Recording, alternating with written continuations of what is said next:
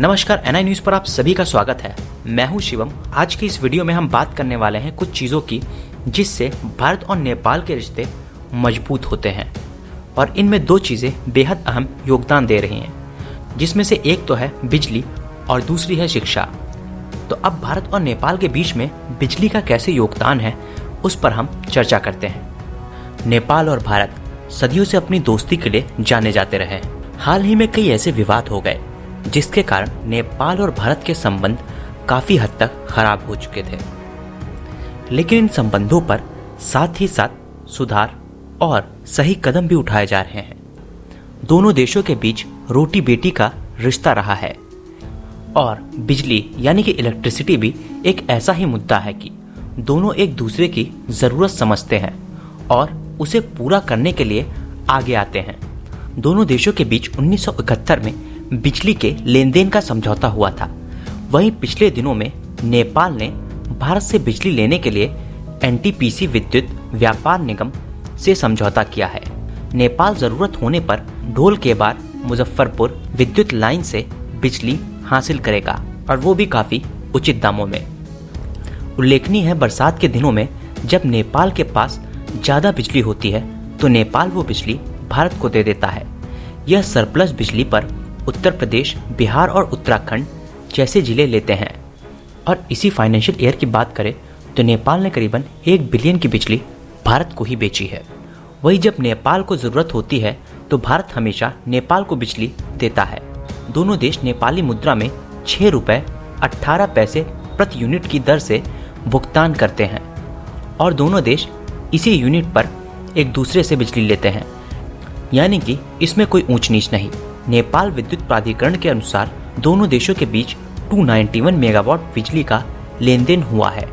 विद्युत के लिए नेपाल 11 केवी की लाइन का प्रयोग करता है। नेपाल विद्युत प्राधिकरण के प्रवक्ता ने बताया कि पिछले विद्युत वर्ष में नेपाल 10 करोड़ 70 लाख यूनिट बिजली भारत को निर्यात करने में समर्थ था। प्रवक्ता ने बताया कि अपर तामाकोशी परियोजना पूरी होने पर नेपाल अगले वर्ष से भारत को और अधिक बिजली निर्यात करने लगेगा। दोनों देशों के बीच बिजली के लेन देन के अलावा भारत वहां की बिजली परियोजनाओं को पूरा करने में भी बड़ा योगदान दे रहा है। नेपाल में सबसे बड़े हाइड्रो पावर प्रोजेक्ट अरुण 3 का काम भी भारत की देखरेख में, जिसके बाद बिजली की रेस में नेपाल और मजबूत हो जाएगा और वही बिजली भारत को बेच भी पाएगा। आपकी क्या है इस पर राय? कमेंट बॉक्स में लिखकर हमें जरूर बताएं। भले ही भारत और नेपाल के बीच कितने भी विवाद आए, लेकिन भारत और नेपाल साथ रहकर काम करना जानते हैं। जिस तरह से बिजली के क्षेत्र में भारत और नेपाल एक दूसरे का योगदान देते हैं, नेपाल की बिजली सेक्टर को भारत काफी मजबूत करने में भी लगा है, जिसके चलते भारत भी नेपाल से बिजली ले पाएगा और नेपाल भी फायदे में रहेगा। और अगर दोनों देशों के बीच संबंध खराब होते हैं तो इससे बिजली से लेकर हर सेक्टर पर असर पड़ता रहेगा। तो हमारे देशों के राजनेता से लेकर आम आदमियों को देश के लोगों और देश के हितों के बारे में सोचते हुए दोनों देशों के संबंध को सरल और सुगम बनाने की बात करनी चाहिए, और सभी विवादों को जल्द से जल्द बातों और मुद्दों के जरिए खत्म करना चाहिए। दूसरी ओर भारत शिक्षा के क्षेत्र में भी नेपाल की मदद करने में लगा है। अब बात करते हैं शिक्षा पर भारत और नेपाल का क्या योगदान है। दीपेश थारू ने अपनी इंटरमीडिएट स्तर की पढ़ाई काठमांडू के एक साइंस कॉलेज से पूरी की थी। वे एक सिविल इंजीनियर के रूप में अपना भविष्य बनाना चाहते थे और अंतर्राष्ट्रीय स्तर पर मान्यता प्राप्त स्नातक की डिग्री चाहते थे। जब भारतीय दूतावास की एक छात्रवृत्ति योजना ने उनके सपने को सच कर दिया और भारत ने उन्हें छात्रवृत्ति योजना के तहत उन्हें मदद की, जिसके चलते उनके सपने साकार होते रहे। दीपेश ने कहा, मेरी माँ इंदिरा थारू एक गृहिणी है और मेरे पिता राजू थारू एक ड्राइवर हैं। हम एक बेहतर भविष्य की तलाश में काठमांडू चले गए। मेरे माता पिता ने यह सुनिश्चित करने के लिए बहुत त्याग किया है कि मैं अपनी स्कूली शिक्षा पूरी करूं। मैंने 12वीं पास की। दीपेश ने कहा कि नेशनल स्कूल ऑफ साइंस में 80% अंक प्राप्त किए हैं, जिसके बाद मैं भारत के दूतावास के लिए आवेदन किया और तमिलनाडु के सोना कॉलेज ऑफ टेक्नोलॉजी में सिविल इंजीनियर की पढ़ाई के लिए छात्रावृत्ति प्राप्त की। वर्तमान में यह काठमांडू में भारत के दूतावास से अपनी डिग्री पूरी कर रहे हैं और डिग्री पूरी करने के बाद ये नेपाल में एक बड़ा योगदान देंगे, जिसके बाद वे नेपाल की सिविल सोसाइटी और नेपाल के इंफ्रास्ट्रक्चर को मजबूत करने में अपना योगदान दे सकेंगे, जिससे हर सेक्टर में नेपाल कहीं ना कहीं मजबूत होगा। तो ऐसे ही पढ़े लिखे लोग जब आगे आएंगे और नेपाल के हर क्षेत्र को मजबूत करेंगे, उससे ही नेपाल बड़ा और विकसित होगा। और ऐसी छात्रों की मदद सिर्फ भारत ही नहीं, जापान और कई देश नेपाल के लिए करते हैं, जिसमें देखा गया कि नेपाल ने अपने देश की पहली नैनो सैटेलाइट अंतरिक्ष में छोड़ी, उसके लिए भी इन्हीं जैसे छात्रों का योगदान रहा। उन्होंने कहा, मैंने हाल ही में अपने बैच में तीसरी रैंक हासिल करते हुए इंजीनियरिंग का पहला वर्ष पास किया। भले ही मैं घर से बहुत दूर हूँ, लेकिन मैं भारत में पूरा आनंद लेता हूँ। यहाँ मुझे एक परिवार के रूप में स्वीकार किया गया है।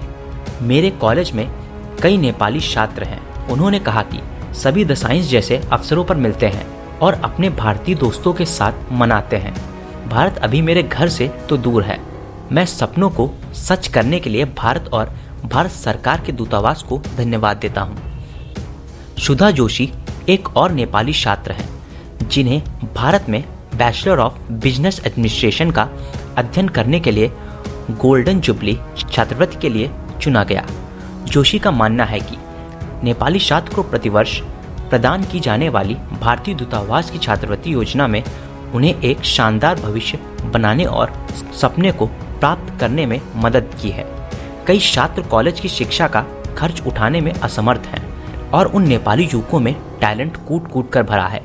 उनकी पढ़ने की और समझने की शक्ति बहुत ज़्यादा है। इसी को देखते हुए इन छात्रों को छात्रवृत्ति दी जाती है, जिसके चलते वे नेपाल का भविष्य ही उज्जवल करेंगे।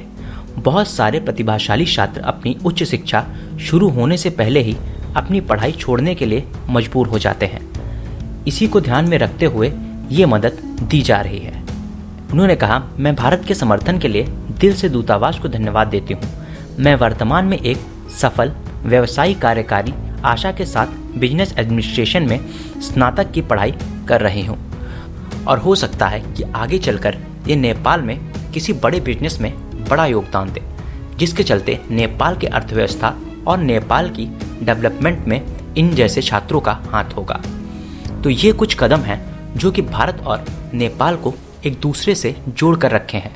भारत कई मुद्दों पर नेपाल की मदद करता रहता है, साथ ही कई क्षेत्र में नेपाल भी भारत की मदद करता है। जैसे कि बिजली के क्षेत्र में भारत नेपाल को अब बिजली देना शुरू कर दिया है, यानी कि जब भारत को ज़रूरत होती है तो नेपाल बिजली भारत को देता है। इससे दोनों देशों के संबंध और साथ ही साथ दोनों देशों का व्यापार भी बढ़ता रहेगा। आपकी क्या है इस पर राय? कमेंट बॉक्स में लिखकर हमें ज़रूर बताएं। धन्यवाद। NI news.